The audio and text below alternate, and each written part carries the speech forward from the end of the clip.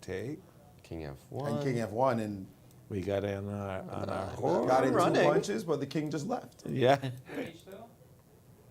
We have a guest that can't wait to give his Wesley trying to have opinions. a little fun. He wants to show, he's ready to be a commentator. I don't even know if it's a good move. Oh, yeah, it's a bad move. How many rooks do you want to give? No, rook h2 is terrible. Well, No, I'm just Yes. pranking you guys. We're safe. We're safe for a day. Finally proving to Wesley So that commentary is harder than playing chess. Of course. He's got it easy being a player. No, Maurice and got them engines. Welcome, Wesley. Welcome, Wesley. Welcome. Well Wesley done. So here. Wesley, a fine win today. You could be 3-0.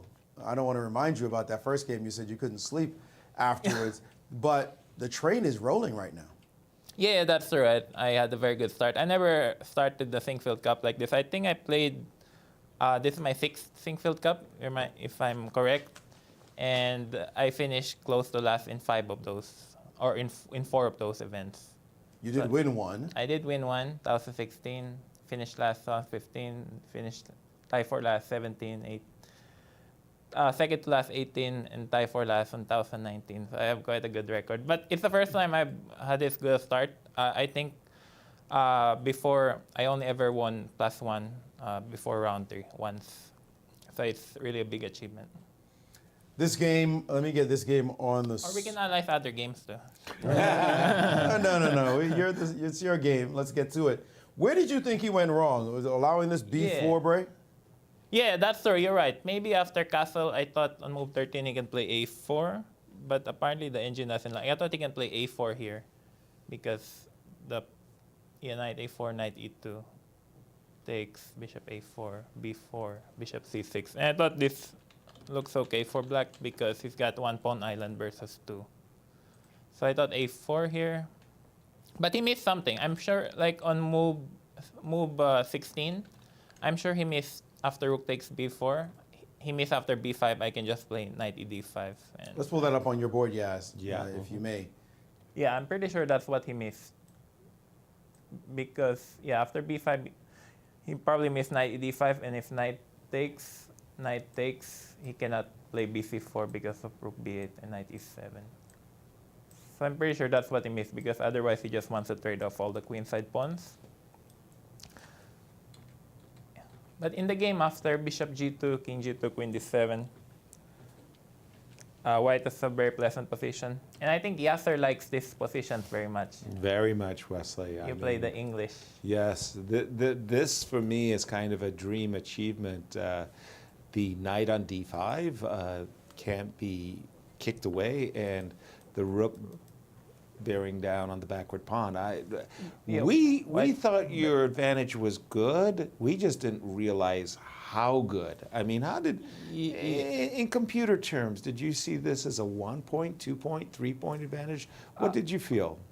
Yeah, I know white has a stable advantage, but during the game, of course, I don't know the assessment. But I also didn't know how to make progress. So I was playing f3, bishop e3. I thought rook f7 was too slow. Maybe he had to play knight e6 and just play bishop e3 and then g5 and start pushing everything, like g5, queen d2, f4, and then bishop f2, h5. But probably wouldn't work. I thought he has to start pushing some pawns in knight e4, g4. But because in the game he didn't really get anything going. Like he was trying to slowly improve his position, but I was also improving my position by playing, like, rook b1. I mean, the problem if he plays h4, it just always takes the pawn. So even though I'm not sure how to make progress here, I had control over the position. Again, h4. And I think, here it's with knight coming e4, it's bad. After knight cd4, he also missed bishop takes d4. I thought he could still play knight takes d4, but it's probably losing. Also, knight d4, knight e4, knight f5, knight e4, knight f5. So I can play knight g5, king g8, knight f7, knight h4, king h2, queen f7, then I can play rook d6 or d4. Yeah, rook takes maybe. Yeah, it looks. Maybe bishop e5, rook b6. The rook on b1 or the rook on d6. Well, we keep the material, you know? Now we keep the material. Did you You hear heard that it first. Nice. A We very take the nice material. game, Wesley. Think. But Wesley, one of the things that was really remarkable for us right here, the computer assesses the position as +5 advantage for Wow. you. After knight d4? Yes, after knight d4. Thanks. Oh. +5, Wow. like you're a rook ahead. Wow, That was- rook a rook ahead. That was the shock for, with equal material. yeah, for Alejandro and I. We were like, a rook And ahead? myself. Yeah, I think the computer's gotten to a point where it's just super strong and super crazy that no human can ever compete. Like, when I check my games afterwards with the computer, it's just so incredible. They're miles and miles ahead of us. Wesley, you're doing really well. That game was dominant. You're in first place right now. Fabi's looking really good also Yeah, in he's winning, yeah. this position. Just Clearly, crushing. he's winning. As we see this position. Yeah, just totally crushing. You play him tomorrow. What are Yeah. your thoughts on that?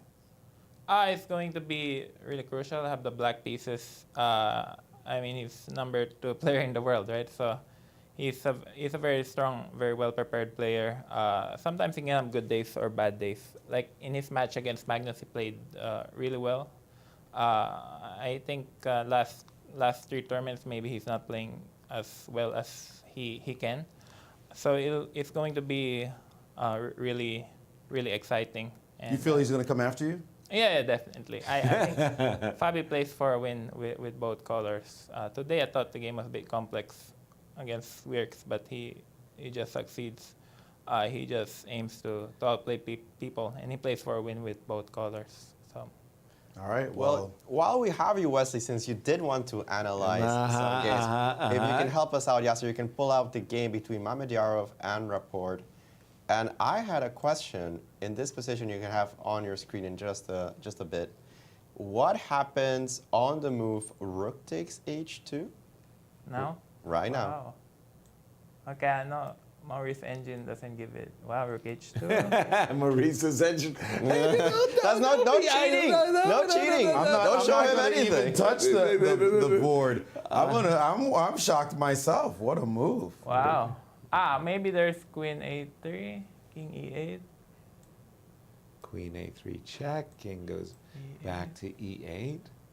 And then can I play knight c7? Knight, sorry, Wesley. Knight c7.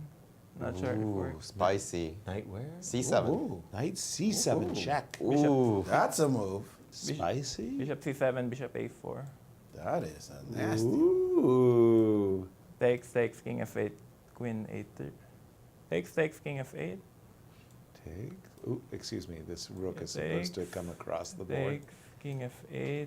King. And it's still very unclear, huh? There is.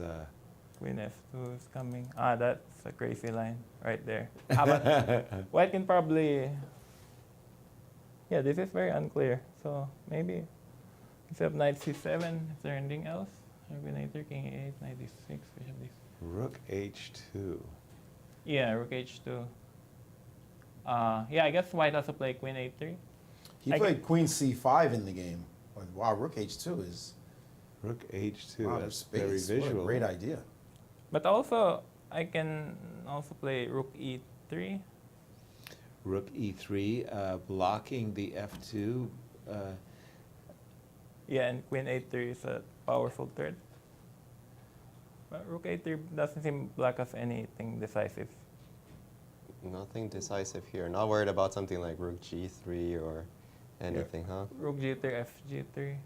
No, I'm worried, but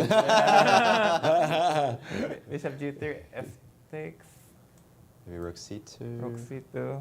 Oh, okay, now we have rook c2. Golly, this is. See, this is. It's tough being a commentator, Wesley. I mean, and then you got to put it out there. White's winning. Nobody believes you. But you've got to say it assertively. Very assertively. Like- That's the key of being a commentator. Well, exactly. Don't let And on never- any Yes, weakness. Never shy Yeah, away. What's that? Oh, it's a draw queen a3, king e8, knight d4. Wesley, we've got a graphic for you. Your lifetime score. Before we show it, I wanted to ask you if you knew what it was. There it is. 4 wins, 3 losses, 21 draws. That's a lot of draws. I have 4 losses. Yes. That's what the graphic Yeah. says. In classical chess, we're not talking about rapid and blitz. Yeah, that's true.